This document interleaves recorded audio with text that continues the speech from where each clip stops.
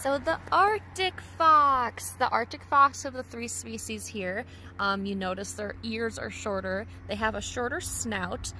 They're a little bit pudgier. They're shorter in height, and they have a thicker winter coat, and they're much nippier than the other species. And I've noticed this with all Arctics.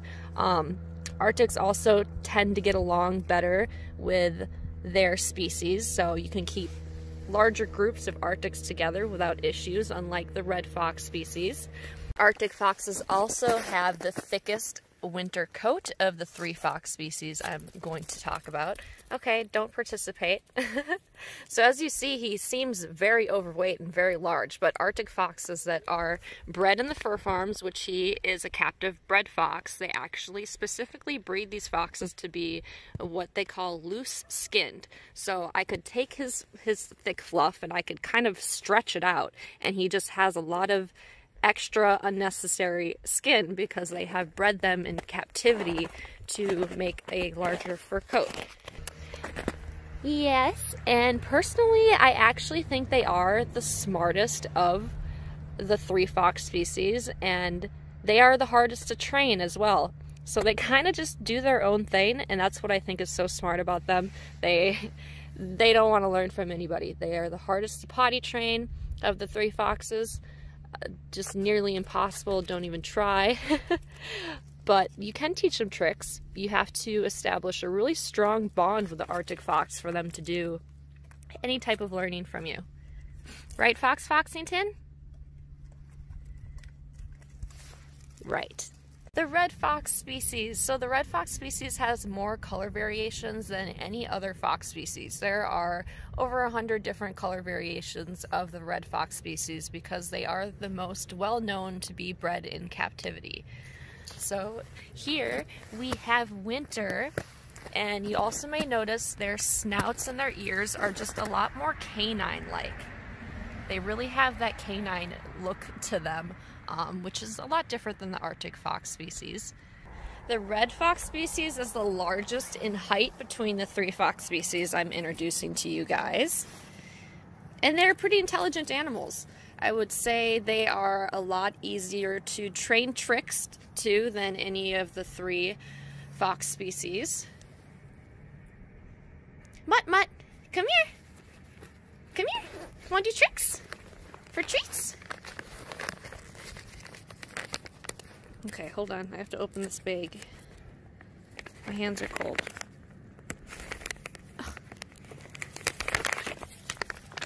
Oh my.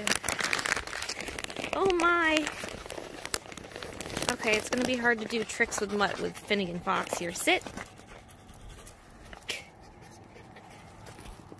Vixie, sit.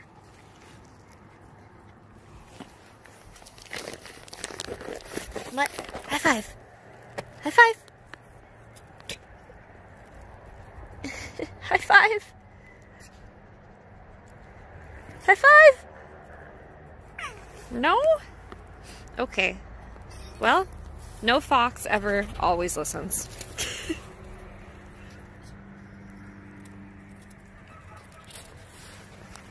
Hi, Finnegan. Hi.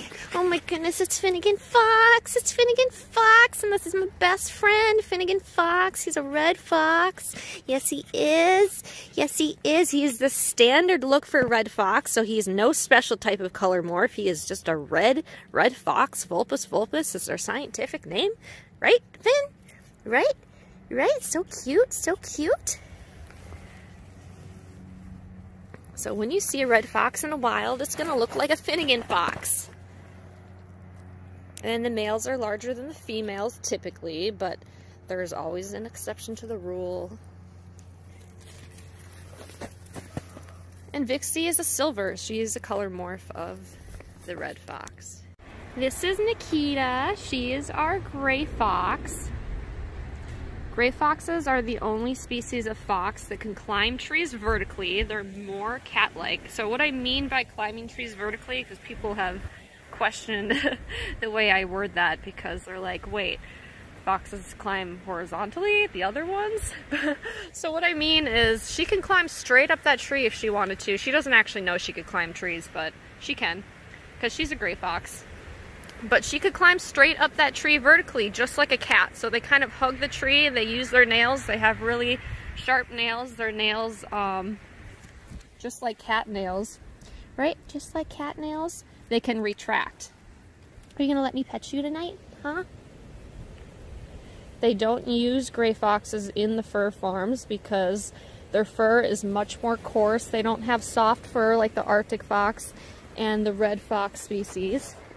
Right? Come here, you want a treat?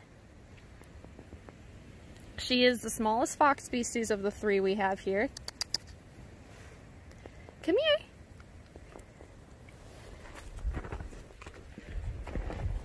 Come here. Here, come in the light. You're making me turn around in circles. Come on.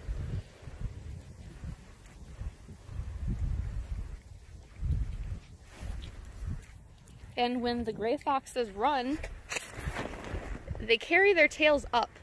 If you saw that, she carried her tail like this. So she's the only species of fox that we have here that does that. The other ones do not do that. And they have a very unique black stripe down their tail, which all gray foxes have. Another reason they don't use them in the fur farms is because their tails aren't as thick and bushy. And they don't come in other colors. It's very rare for a gray fox to be born any other color except for the standard gray, well as the red fox species come in 100 different colors.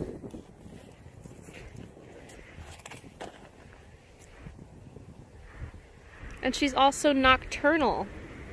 The other foxes are considered crepuscular, which are dawn and dusk animals.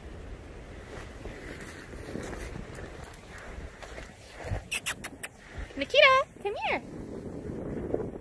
The gray foxes are much easier to potty train than any other fox that I've had experience with potty training, which is just the red fox and the Arctic fox and her. The gray foxes tend to be way more affectionate and talkative to their owners. Nikita's a rescue, so she didn't come here until she was probably about 7 months old. So she was pretty wild. I had to tame her down. But every fox that comes through here is able to be tamed down. There's never a question of whether or not we can tame a fox down. Foxes are very easy to gain their trust as long as you work one-on-one with them. Right, Nikita? Come here. Come here. Come on. Come on, Nikita. Come here. She doesn't want to step in the light. Come on. Okay. Alright, so there's your difference between the red fox species, the gray fox species, and the Arctic fox.